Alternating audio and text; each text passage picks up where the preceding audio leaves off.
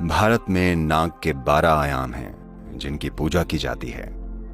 ये इस प्रकार हैं: अनंत, वासुकी, शेष, पद्म, कंबाला, कारकोटक, अश्वितारा, धृतराष्ट्र, संकपाल, कालिया, तक्षक, पिंगला। ये हैं वो 12 पहलू। ये 12 पहलू कैलेंडर के 12 पहलुओं से भी जुड़े हुए हैं। वही पहलू जिनमें लोग सितारों और उन चीजों को पढ़ते हैं। वाकई दुनिया भर की अलग अलग संस्कृतियों में आप इसके संकेत और प्रमाण, सांकेतिक प्रमाण देख सकते हैं। पिछले 20,000 सालों में दुनिया भर में ऐसी कई कलाकृतियां बनी हैं जिनमें दिखाया गया है कि कैसे सांप ने उन जनजातियों की रहस्यमय यात्रा में एक महत्वपूर्ण भूमिका निभाई है। रूस से चीन तक, बेशक भारत में, अफ्रीका, मिस्र, ग्रीस, दक्षिणी अमेरिका, उत्तरी अमेरिका, हर जगह इसे दर्शाने वाले सांपों के प्रतीक मौजूद हैं। और उत्तरी अमेरिका में हमने पाया कि ओहायो में 400 मीटर लंबा एक सांपनुमा टीला है।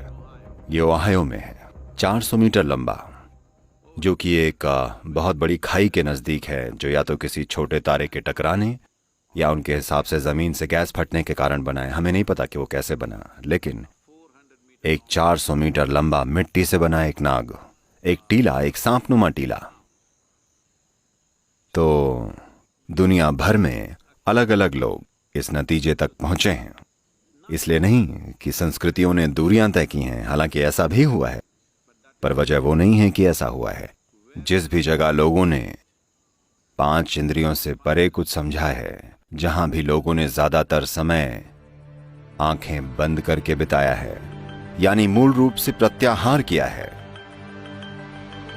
प्रत्याहार यानी आपने इंद्रियों को खुद में समेट लिया है। जहां जहां प्रत्याहार हुआ है, जहां जहां इंद्रियों को खुद में समेट लिया गया, वहां वहां नाग रहते थे। वहां लोगों ने विकास की प्रक्रिया के उस शेष बचे हिस्से के आयाम के महत्व को पहचाना, जो विकास के साथ साथ हमारे अंदर बचा रह जाता है, और कैसे हम उसे सक्रिय कर सकते हैं, और कैसे ये हमें हमारी इंद्रियों की सीमाओं से परे ले जाकर हमारे विकास की एक प्रक्रिया बन सकता है। शिव के गले के चारों ओर जो सांप है, वो वासुकी कहलाता है। But the Vishnu's snake is referred to as Shesha. लेकिन विष्णु के सांप को शेष कहा जाता है। अगर आप ये ना जानते हो, आप में से वो लोग जिनको दक्षिण भारत की लोकल भाषाओं में शुरुआती स्कूली शिक्षा मिली है, अगर आपने ये पढ़ा है, मुझे नहीं पता कि तमिल में क्या शब्द है, पर तेलुगु और कन्नड़ में अगर आप मैथमेटिक्स सीख रहे हो, शेष यानी रिमाइंडर। मैथमेटिक्स में ये एक सामान्य चीज है, शेष। तो उसी शब्द को यहां प्रयोग में लाया गया है, यानी शेष, क्योंकि ये सांप या यही नाग उस चीज का प्रतीक है जो हमेशा शेष रह जाता है। जब एक सृष्टि समाप्त हो जाती है, तब कुछ चीजें रह जाती हैं, या एक खास मूलभूत पहलू रह जाता है जो एक बार फिर से दूसरी सृष्टि में अंकुरित होता है। तो ये वही शेष है जिस पर विष्णु विश्राम करते हैं। यानी जब वो विश्राम कर रहे हैं, जब पालन पोषण के लिए कोई सृष्टि नहीं है, तब वो शेष पर विश्राम कर रहे हैं। वो जो बचा रह गया है, आदि शेष नाग, खुलता है और समय आगे बढ़ता है। यही इसकी पौराणिक कथा है। इसका मतलब है, ये पिछली सृष्टि का जो बचा हुआ हिस्सा है, वो जो बचा रहता है, और जब वो उठ खड़ा होता है तो उसे आदि शेष कहते हैं, क्योंकि वो सबसे पुराना शेष है जो बचा हुआ है। और उठ खड़े होने का मतलब है एक नए ब्रह्मांड की रचना होने को है। तो ये जीवन का एक बहुत गहरा पहलू है जिसे प्रतीकों की मदद से व्यक्त किया गया है। तो आज नागर पंचमी या नाग पंचमी है, जो कि इन चीजों का प्रतीक है। श्रावण के महीने के 5वें दिन ये वही दिन है जो कि उन लोगों के लिए बहुत महत्वपूर्ण है जो अपनी भौतिकता के परे, अपनी इंद्रियों से परे अपने जीवन को भेद कर जानना चाहते हैं। ये केवल अनुभव करने की बात नहीं है या आत्मज्ञान की या मुक्ति पाने की बात नहीं है, ये जानने के बारे में है।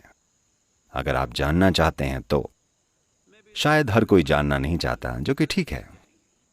कुछ लोग बस मुक्त हो जाना चाहते हैं, उनको जानने से कोई मतलब नहीं है, वो भी ठीक है।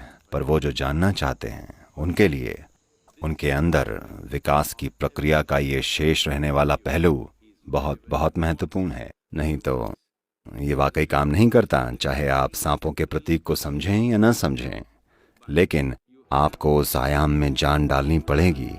Your Adishesha has to begin to uncoil and move.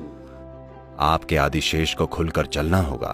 अगर आप 5 इंद्रियों से परे के पहलुओं को जानना चाहते हैं, वो पहलू जो भौतिक प्रकृति से परे हैं, नाग उस आयाम को दर्शाता है जिसका बोध इंद्रियों द्वारा नहीं किया जा सकता। यही कारण है कि योग संस्कृति में नागों पर सबसे ज्यादा ध्यान दिया जाता था। देखिए, आदि योगी अपने गले में एक नाग को धारण किया करते हैं, क्योंकि ये आपके उस पहलू को दर्शाता है जहां आप किसी चीज को समझ पाते हैं जबकि आपकी इंद्रियां नहीं समझ पाती। जहां 5 इंद्रियां फेल हो जाती हैं, वहां नाग का काम शुरू होता है।